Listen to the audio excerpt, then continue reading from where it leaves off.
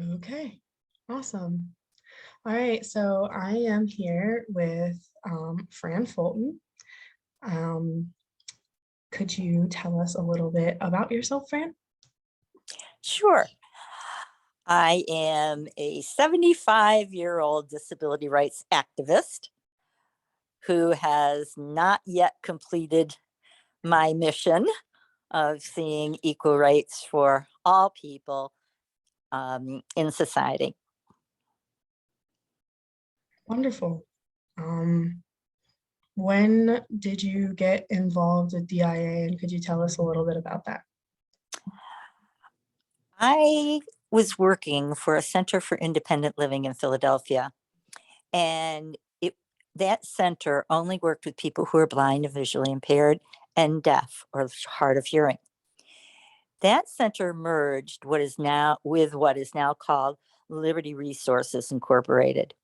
When I joined LRI, they had a young Philly Adapt chapter, and I was pulled in almost immediately by the passion of the few people that were getting it started, um, to make things accessible in all phases of life, and but particularly for people with disabilities. What were some of the projects that that really stood out to you? Some of the protests that really stood out to you? Is this just DIA or is it National Adapt as well? I'm thinking Philly Adapt and DIA. Yeah. Okay. One of my my first Adapt action was outside the headquarters for Philadelphia Magazine. I had never attended anything where a group of people tried to get into a building all at once and the guards locked the doors and we started chanting. It was quite exhilarating. Finally, two of the early adapt leaders went to the front, knocked on the door, and they spoke to the guard. And the guard let those two and a couple of others go up to the floor where Philadelphia Magazine was to discuss the issues that we had at the time. I just found it fascinating that a group could cause such a ruckus, and then it wound up in a small group negotiation while the rest of us, stood outside. We chanted. It wasn't nasty or anything like that, but we kept the activity going. Um, um, why was it important for you to get involved? Or what was the moment that was like, yeah, this is why I'm here? Um, I've always been an activist. I've always wanted to see things through. And when I heard what was going on at Philadelphia Magazine and that the local DIA, Philly Adapt, was going to march over there and try and talk to the editor in chief, I jumped on the bandwagon. I saw this as a wonderful opportunity to voice my concerns, share the camaraderie of other activists, and I saw the value of a group hanging back but keeping the momentum going while two or three people went in to negotiate. Um, so wait, what was the Don't ask me reason? the issue because I sure as hell don't remember. Okay. I was afraid I have you're talking 30 years ago. I'm That's fair. sorry. I That's really totally don't fair. remember now what it was, but it was certainly adapt worthy. I believe you. Um, I really want to know your take on the SEPTA protests and getting on the buses, if you were part of that. Absolutely. The day after Thanksgiving, I don't know if anyone's told you about that yet, but Mhm. one year, the day after Thanksgiving, Philly Adapt took over a SEPTA bus right across from City Hall at 13th and Market. Several of us got on the bus and just sat there. The bus couldn't move. And the reason the bus couldn't move is because one of our leaders got out of her wheelchair and rolled underneath the SEPTA bus. And others in wheelchairs went out in front of it and blocked it. So that was probably my first physical activity or disability rights action against SEPTA. And there were many others. Another time we took over the concourse of the SEPTA building. Much of it had to do with the lack of accessibility, not necessarily on the buses. The buses all were kneeling buses by the early 1990s. That was great, but you couldn't get on the bus because there weren't curb cuts for the ramp to be lowered, or the bus shelters absolutely are not accessible to people in wheelchairs. And that went on and on for quite some time. What about when like people got their wheelchairs stuck in the median between the subway and the do you know what I'm talking about? I don't know if it was the subway. I think it was the commuter rail. Oh, okay. I'm not sure, but I do know of times when the commuter rail, and again, disability rights advocates protested at SEPTA, and they wound up buying bridge plates, having them at all of the platforms of the commuter rail where people might be getting on the train. Yeah. What did you enjoy most about your involvement with DIA? The camaraderie, excuse me, of the activists and how we all shared the same common goal. We worked together beautifully. We all wanted the same thing, and we were all willing to do it in the same way. Oh, I had another follow-up about that, and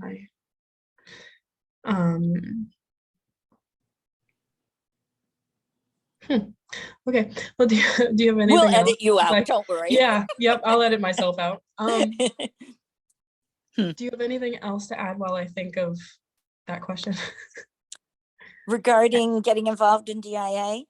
Getting involved in DIA, getting like the love of your fellow activists in DIA, whatever you want. Oh, I remember my question. Okay, go ahead. What are your thoughts about DIA coming up on its 50th anniversary? I think it's remarkable. DIA is only one of two surviving DIAs. I believe New York is the other. And the only reason we are celebrating an anniversary is because of the people, the activists who never let down their guard, never let anything get by them. They continually pushed and pushed, whether it was with the city government, the state government, and national adapt with the federal government. Yeah, awesome. So now do you have anything, like any final thoughts? DIA is a grassroots organization, and that's used a lot in government, politics, et cetera, et cetera. But truly, Disabled in Action started on the local level and grew to the state level. And everything we did was at home. Eventually, Adapt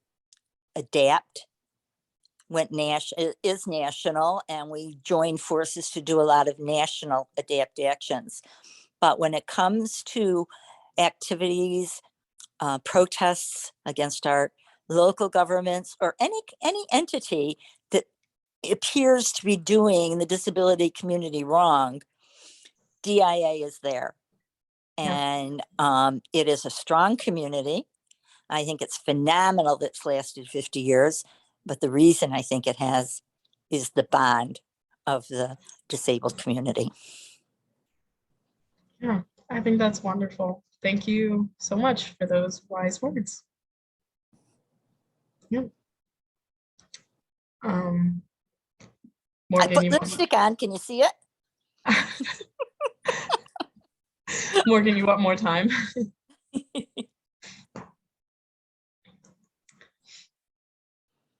you have other questions? Um, This was pretty would easy. you, yeah, well, would you Do tell us it. more about Oh, yourself and, okay. Oh, sorry, Morgan. Yeah, Oh, she's. so this is Morgan. I'm gonna stop. I know who you are. I know. I'm gonna pause recording. I don't have the camera on, so I'm gonna pause Okay. recording. So could you tell us a little bit more about yourself? Like, were you always a disability rights activist? Were you always in the movement? Okay. Um, I have always been an inquisitive person. In fact, I remember growing up, my father telling me, little girls should be seen and not heard, because I always had an opinion about everything. When I got to college, and I was in college in the 60s, there was the civil rights movement and a lot of campus unrest. And I got active in a lot of those kinds of activities. And after college, I moved to Washington, D.C. And, it was the height of the Vietnam crises and more protests. I just felt at home in the crowds. The issues were issues I cared about, and I felt very comfortable, shouting whatever was being chanted. And I took a break from the movement for a while, only because, I started a family, all that stuff. But when I returned in the early 90s, it was an easy shoe to put on my foot. There are just so many issues, and people need to have a voice. I have a voice and I use it. 100%. Do you remember who kind of like helped you move into that? Like who brought you into DIA? The disability community. I represented the SIL.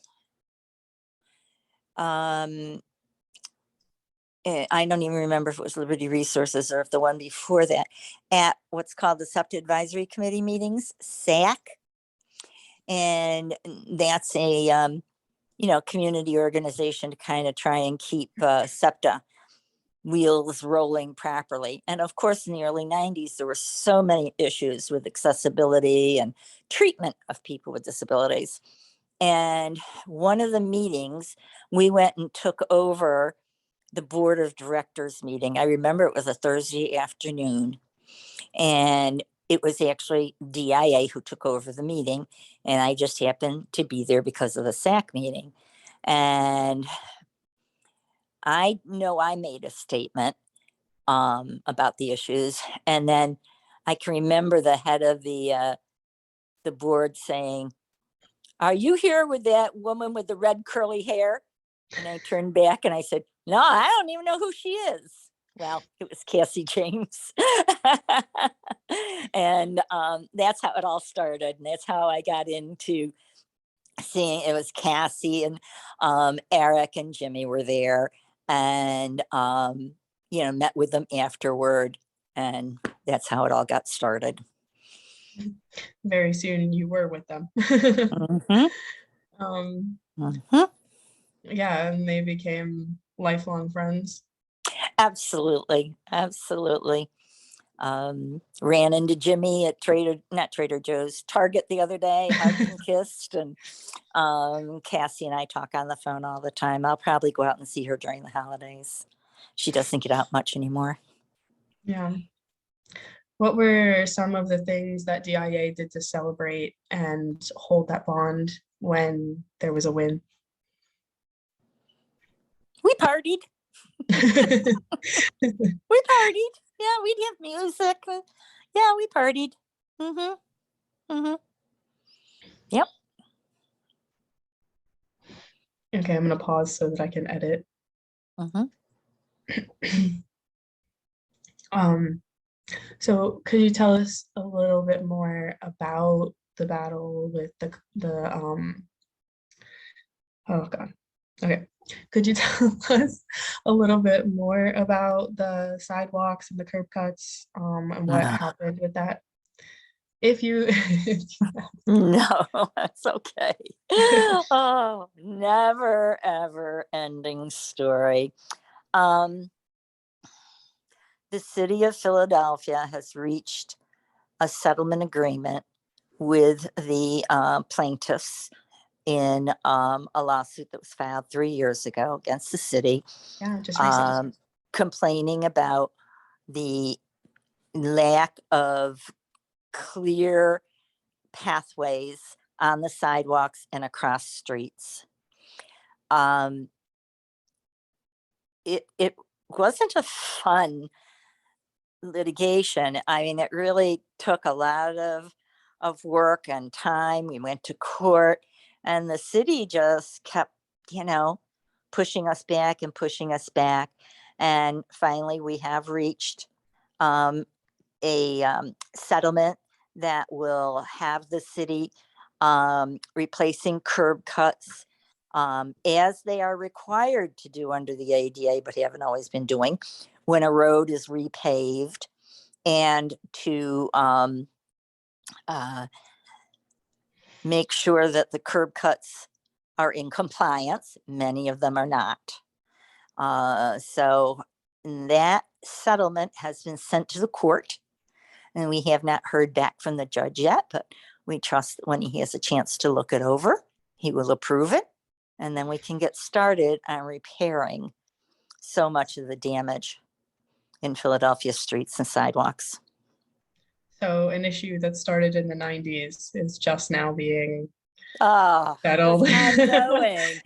Actually, there was, you probably know, the Jerusalem settlement back in the 90s, which said that the city was supposed to monitor and maintain. And they just haven't done it. And it got worse and worse and worse. And we've tried all kinds of things. And when talking and little protests don't work, what do? You have to sue. And Yeah. we did. And now they are being forced by the court to make good on something that they actually should have been doing since the 1990s. Right. By federal law. Mm-hmm.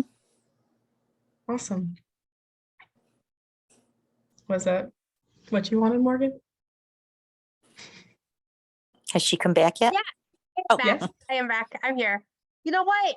Yeah, it is what I wanted. And then maybe also talk about, and I'm not pausing, so hopefully I can edit Yeah, this. no, yeah. But just- maybe you can also talk too about why direct actions sometimes work better than lawsuits, or how they go along together. If you feel like you want to talk about that too as well. Sure. Or your experience with the difference in the two. And then also, I know too, just you did why- a good why exclamation. I'm we sorry, do Fran. them. Yeah, I will. Activism versus advocacy. I liked it when you told me Well, that years ago. advocacy and Oh, I'm gonna be quiet. activism. I'm gonna be quiet. Sorry. Okay. There are several kinds of advocacy. Peer, self, community, systems. And there are many ways to advocate: letter writing, telephone calling, can't think of anything else right now, but there's plenty of ways to advocate, visiting, making appointments and visiting your people that you're concerned about, the situation. And when advocacy doesn't work, you have to take the action to the streets. And that's when it becomes activism, marching, protesting, and things like that are activism. Yeah. And that's the difference between them. And it's always a good idea to start out advocating for what you want or what you think is best. And if you run into a brick wall, then you go to direct action. And a lawsuit is direct action. Yeah. There's really no difference between a lawsuit and a protest, so to speak. We did plenty of protesting in the city regarding the streets, and that didn't work. So you take it to a lawsuit. Lawsuits last resort in Yeah. direct action. Mhm.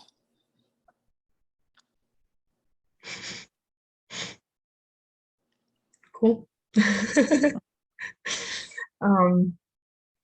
Do you have any words of experience with like different types of direct action and how young people these days could be more involved? I am really concerned um, when ADAPT and I became active. So much happened in the 90s. There were so many things that were not available, accessible buses. And I'm not talking just Philadelphia, safe crosswalks, healthcare. There were so many inequities in the disability community. It was so, so sad. So many things that were granted under the ADA didn't fall into place. And that's because the ADA is a civil rights piece of legislation and there's no money attached to it. So Yeah. cities were claiming undue burden. We can't fix the streets. We don't have any money. And that was really hard to take. It was very hard to take. What else? What else did you ask me? What was the Yeah. rest of that question? Any advice or Oh, personal experience to like mhm. people in the next generation? Yeah. Yeah. And I guess what I was getting at was in the 90s, we didn't have all these things. And certainly uh, attendant care, Yeah. attendant care virtually non existent. And DIA made it a point and adapt to promote home care. And what not bothers me, but concerns me is that many of the young people who are in their 30s, were born after 1990. That's the year the ADA went into law. And for many of the people that are just in their 30s or younger, they don't know what it was like not to have attendant care services. They don't know what it was like to not be able to access a bus. Right. And I don't think the younger folks feel the same passion or, form of discrimination of our community as we did. Because fortunately, because of us, they now have so many of the services we fought for. Yeah. Do you think as services like attendant care struggle money-wise, there might be a surge of activism or advocacy?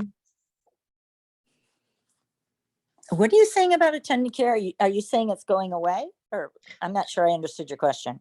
Well, a lot of like agencies have struggled in the pandemic, Mm-hmm. Mm-hmm. and a lot of people are going without service, whether they realize it or not. What do you mean if they And realize it or not? I don't understand that at all. They either have service or they don't. well, They need um, service, but they don't know how to get it. yeah, exactly. Yeah, Oh, okay, that's different. Mhm. yeah. Oh, right. So as that like compiles, do you think there's a trajectory back towards advocacy and activism For attendant care, for the um, community? I think I think there will always be a charge to make sure people stay out of nursing homes. Yeah. And in order to stay out of nursing homes, we need good home care services. And I think that's something that we are going to have to fight for. Again, the younger generation has not felt that crush of being put into a nursing home because there was no place else for them to live. They lived in a house that had steps, and their parents put them in a nursing home because they had steps in their house. Now there are so many other ways of taking care of a lot of these issues, and people can live at home. And I really don't think, yes, many attendant care agencies have folded, but they were small, and like so many other things during COVID, I mean, they fell by the wayside. But there are several very strong, good ones, and I think they will just continue to provide the care at home that people with disabilities need.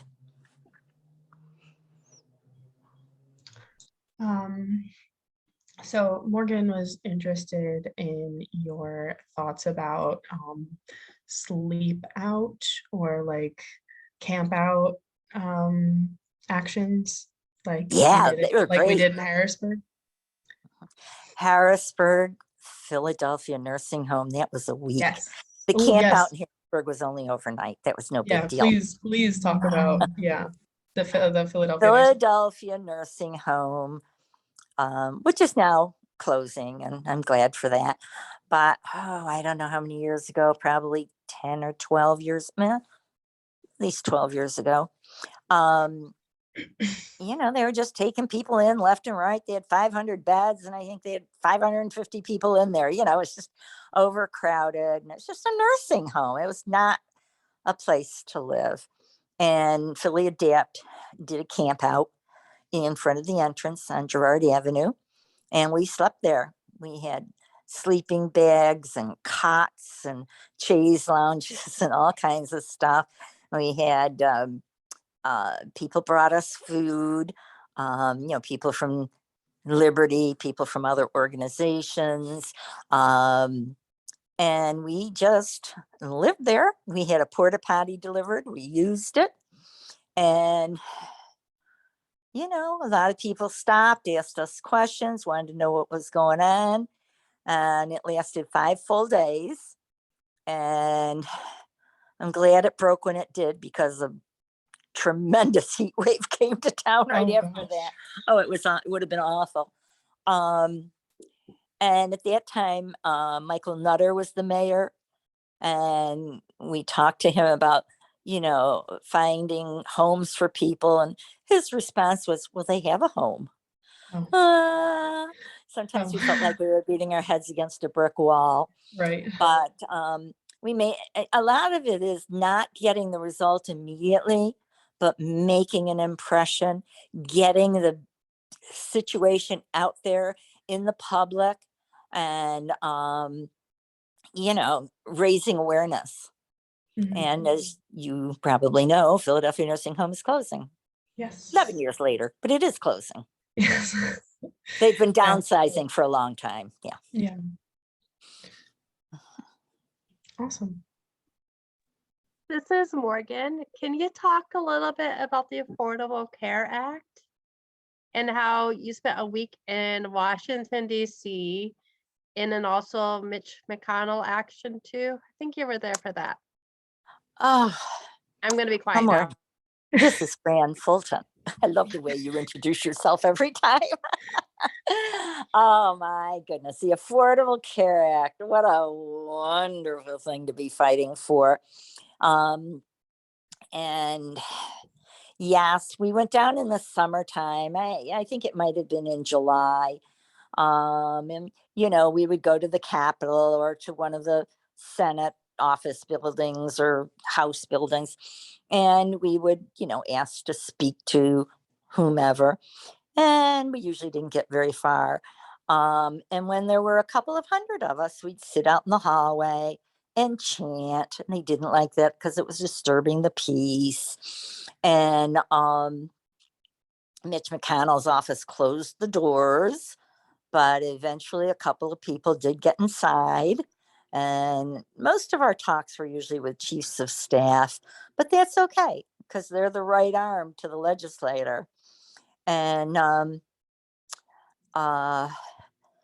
when it came to the vote on the Affordable Care Act, I remember getting up at 4 o'clock in the morning, walking from our hotel to Congress, sitting outside getting egg McMuffins for breakfast. And when the doors opened, we all went in and we lined the hallway leading to the Senate office or the Senate hearing room. And as soon as the doors opened, they weren't letting us get in. They just weren't going to do it, but they had to let some people who were part of the the platform. They had to let them in. When they opened those doors, several of our ADEPT members went in and started chanting. And when we heard them, we started chanting. And it was so bad. It was so wonderful, but it was so bad and so loud that the chairman of the committee banged his gavel and said, "This hearing is over." Yes. So that was a victory. And of course, quite a few of us got arrested. Yes. Because, we just wanted to make more noise. And yeah, that was good. We saved the Affordable Care Act.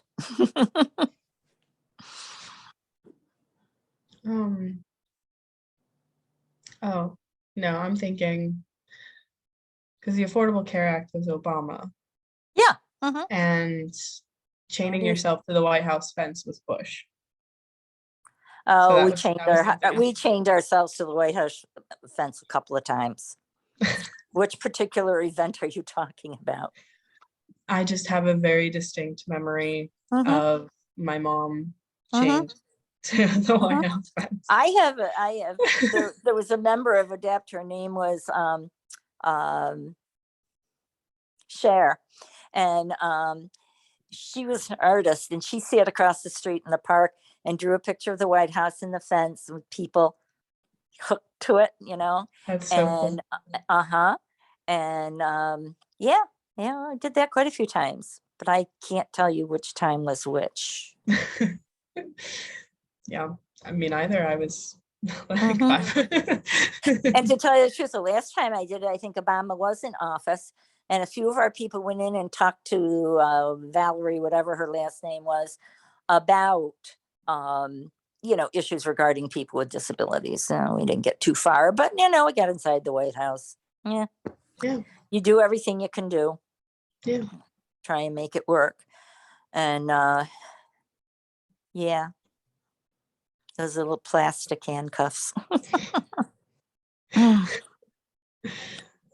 Very cool.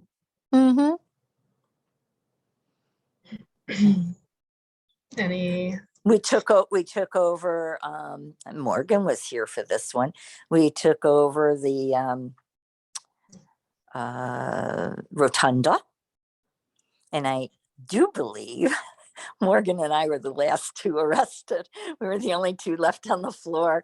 They started with the people in wheelchairs, taking them out, and then the ambulatory people, and eventually they got to us sitting in the middle, and we got up and walked out. And a lot of arrests. Princeton was DIA, right? Oh yeah, that was the first time you met me as a cognizant. I think it was the first time. Yes, tried to keep you out of trouble. We went up to Princeton to protest their hiring of I think his first name was Peter Singer. Yes. He was a proponent of babies who are born disabled being euthanized. And of course, we went and protested that. Blocked the streets. You were walking in the street. I got yelled at by your mother for putting you out in the action. In the middle of the street, cars, New Jerseyans honking at us. It was fun. It was very fun. It's hard work. and to say it's fun is probably a little ironic, but when you Yes. look back on the purpose, yeah, it was fun. Any more thoughts? Any more questions? Well, of course, we did a lot in Harrisburg. Yeah. What was it? 2 years ago, we threw fake money over the railing, yelling "cash cows." I think that was when the ACA convention, the American, what were they called? Or the Hospital Association, something like that was there. And, we took over that. And we've taken over different congressional state offices, including, the governors, and make our voices heard. Absolutely. Mhm. Anything else? Any other questions you can think of, either of you? Would there be always a DIA, you think? Or do you think disability issues will go away? I'm sorry, I didn't catch your question. Would there always be a disability and disabled in action, or do you think eventually I don't even know if this is a question to ask or not, 'cause I know the answer. Well, I will talk with you, but I don't want it. I think it's Yeah. going to die, and I think ADAPT's going to die. Or First do of you think all, disability issues are always going to be there? I guess that's the question. And well, disability that's a rights. different question. That's the question I want to ask. So Okay. yeah. Well, I think there will always be some kind of issues around disability. Maybe things having to do with entrance into colleges, or accessibility seems to be getting very well under control. And if it isn't, all you have to do is slap them with an ADA suit. Doesn't cost you any money, and it gets fixed right away. I think people with disabilities are seen now as, they're not the what do you call it, the quiet child. I think society sees us as a block to be reckoned with. We are a good voting block. I still don't know if we get the recognition we should as a voting block, but we will eventually. But when you go places now, very often there are sign language interpreters already there.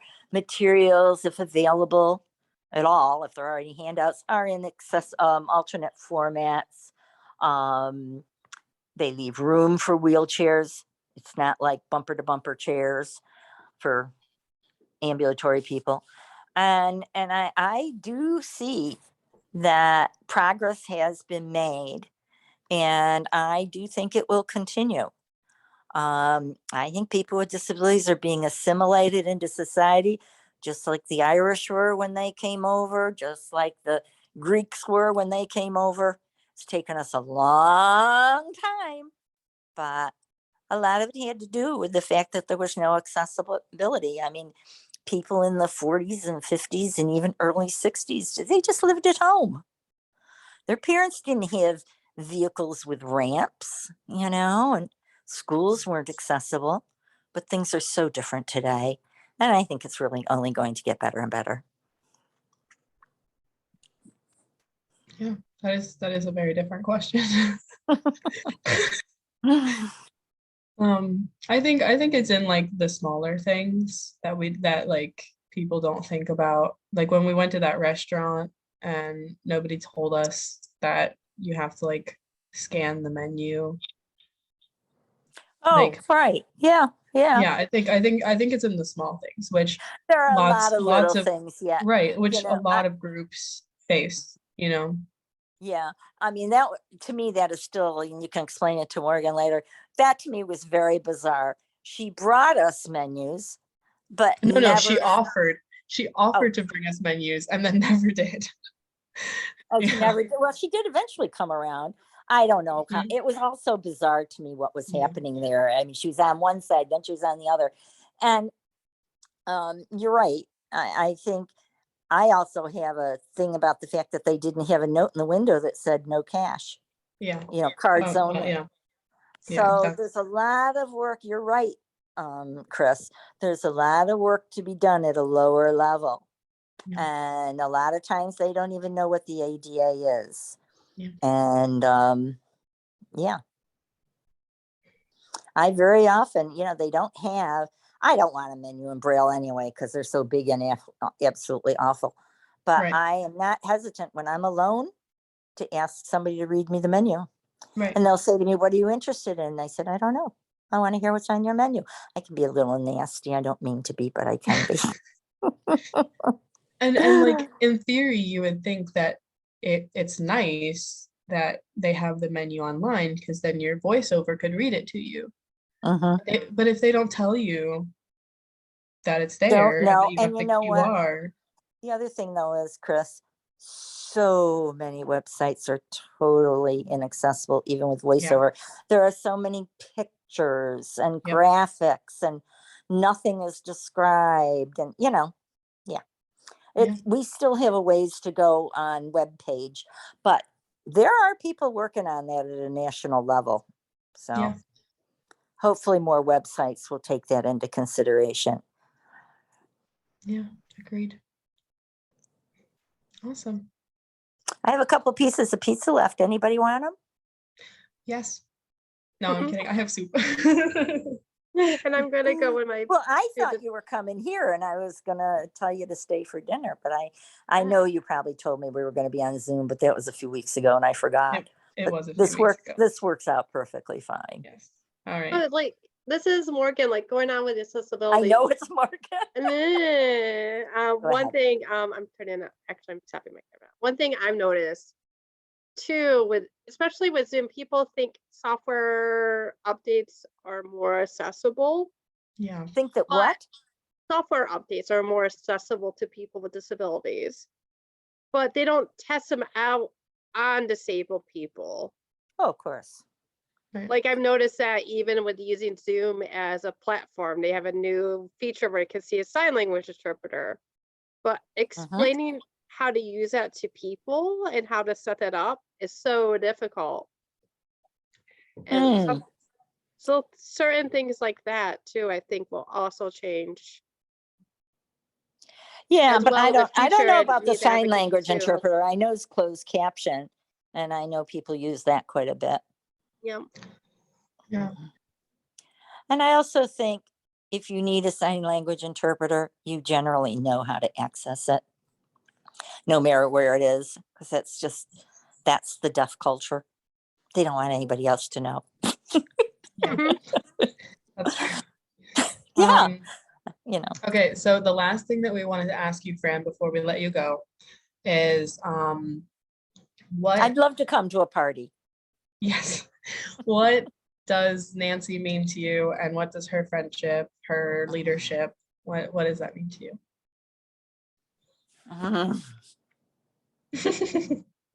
I know that's a big question, and we asked it.